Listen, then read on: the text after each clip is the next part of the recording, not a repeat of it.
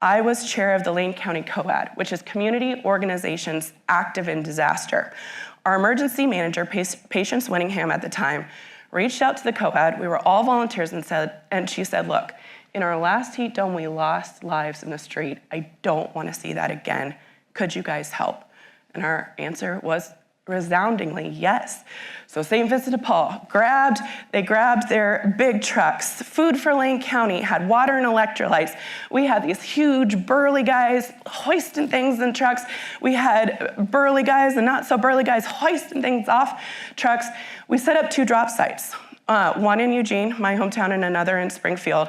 And then we just put an APB out and said, any volunteer agency, any mutual aid agency, any community anarchist, any evangelic pastor, we don't care who you are, put some water in your car. And then we gridded the town, and we said, okay, you're assigned to this point of the grid. You're assigned to this.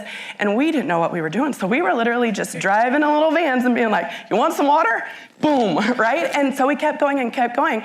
Well, the more that people heard that we were delivering water, I was getting DMs on Facebook with little pins being dropped. And people were like, hey, I live 20 miles down, turn left at the blackberry bush, turn right on the gravel road, wait a little bit until you might see a swing set and I'll be 2 laps around to the corner, right? And so we did. We tried everything we could. It took a lot of laps on ourselves to get to that location and a lot of learning experience. But what we did find was 0 lives were lost on the street during that activation, right? Hallelujah. So then that's where I was at. So we ran the disaster activation. We got a lot of notoriety, got on these governor's task forces, realized, man, I know a lot, but I know so little. Went into the shelter. All right, so moving forward. Why is this all important? Why disasters? Why homeless? There's a report that came out from the National Alliance to End Homelessness that say unhoused folks are 3 times more likely to die in a natural disaster than us who are housed, right? It's because of resources, it's because of so many different factors. The factors that I've really looked into recently is access to information.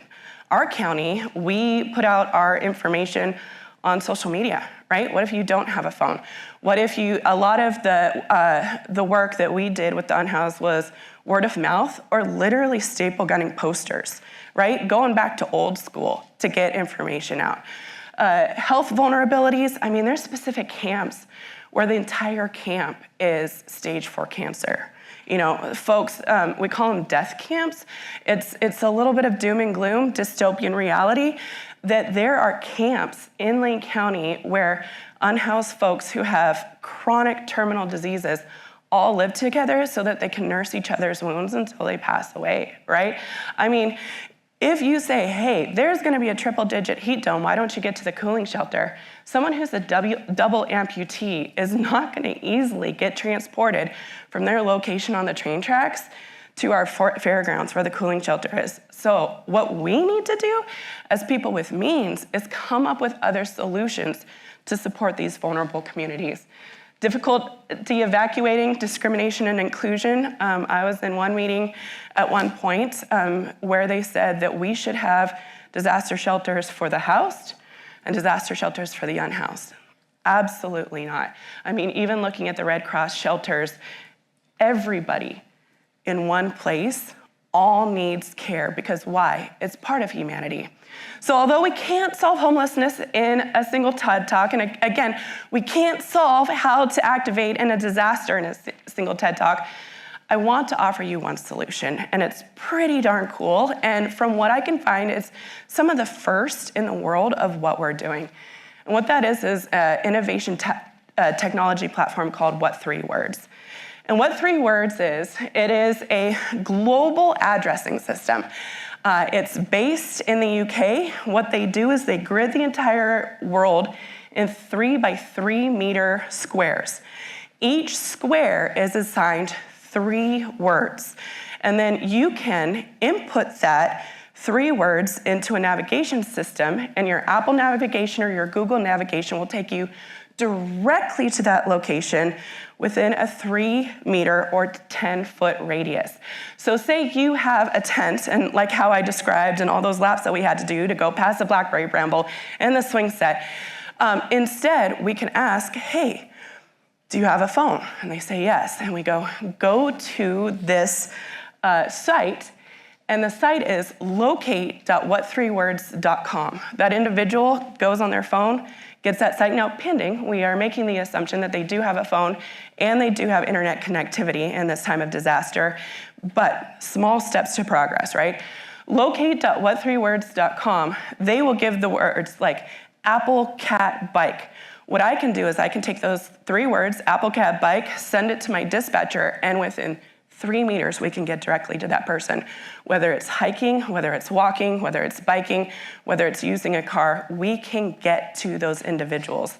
So what 3 words has been used before for mountain hikers and for people who go up summits, and then they get stuck and they have cell reception.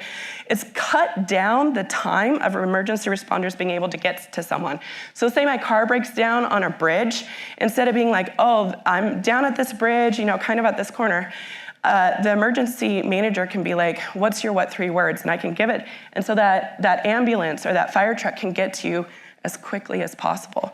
So emergencies, rescue missions, even in times of war, when you have to extract someone or help someone, what 3 words was used in Afghanistan when we were pulling people out of Afghanistan. It's also recently been used at Glastonbury, the festival, because so many people camp at festivals. And so people were using what 3 words to specifically address their tents. Now, if we can address tents of folks with means, why not address folks without means too? And what does that mean? If someone gets swept, we can find them easier. Case managers can get to them. Health outreach workers can get to them.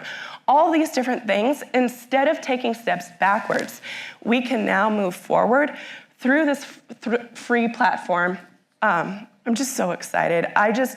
There is nothing I want more in life to see vulnerable communities, specifically the unhoused, supported in times of disaster, because this is the focus that we have to have.